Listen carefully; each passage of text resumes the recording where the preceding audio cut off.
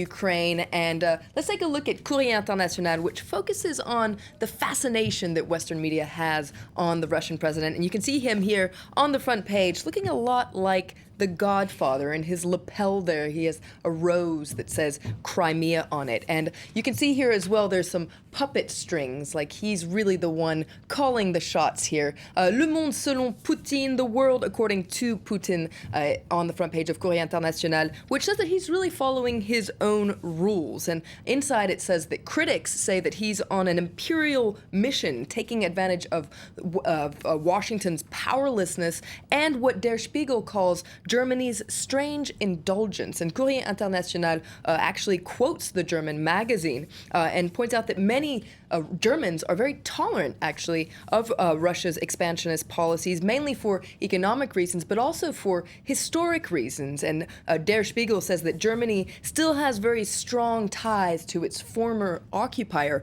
and it likens this to some sort of a Stockholm syndrome.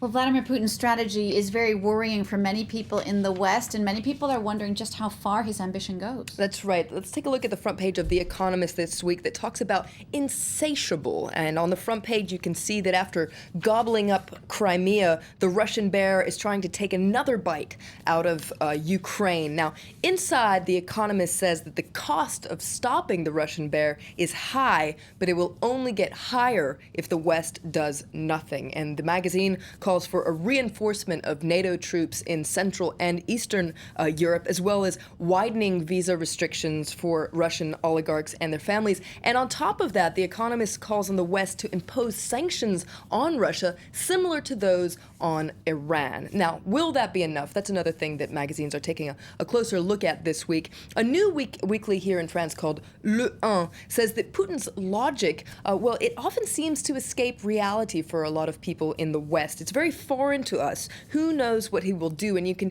see here on the front page, it calls Putin the man we love to hate. Now, La Revue, another magazine, takes an in-depth look at Vladimir Putin, a profile of him, promises to reveal the real Putin, says he's much more complex than the caricature a lot of the Western media can make him out to be. And to quote the article, it says that he is truly nostalgic of the Soviet Union. This faithfully reflects the state of mind and the aspiration of most Russians, according to the magazine. Well, here in France, the man of the moment seems to be the Prime Minister, Manuel Valls, who's on the front page of the magazine L'Express. That's right. This week he presented an in-depth look, a detailed vision of the government's 50 billion euro budget-saving plan in the next 3 years. This has drawn criticism from the left and the right. So you can see here L'Express says that Valls, well, he's on a volcano, and L'Express actually lists a couple of the difficulties that lie ahead for the Prime Minister. He has his work cut out for him, according to L'Express. He has to deal with the president, François Hollande,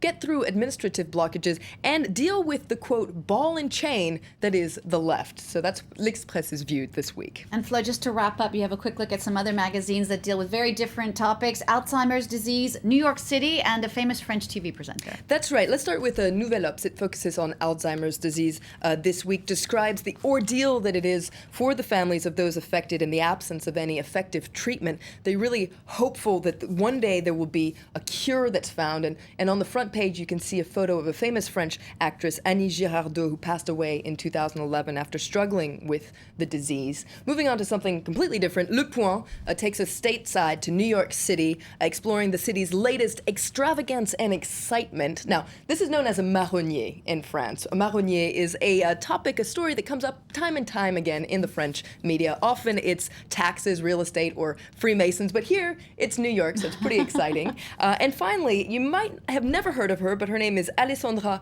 Sublet. She's on the front page of Paris Match, who calls her the coolest TV presenter, and she is pregnant. She's going to have a son soon, so, well, congratulations. Best of luck for her. If you want to know more, read Paris Match. She's cool, but she's not as cool as you, Claire. Thank you so much for that. All right, let's take a look at sports headlines, including the result of Spain's biggest football fixture, the Copa del Rey. Guingamp are through to an all-Breton French Cup final.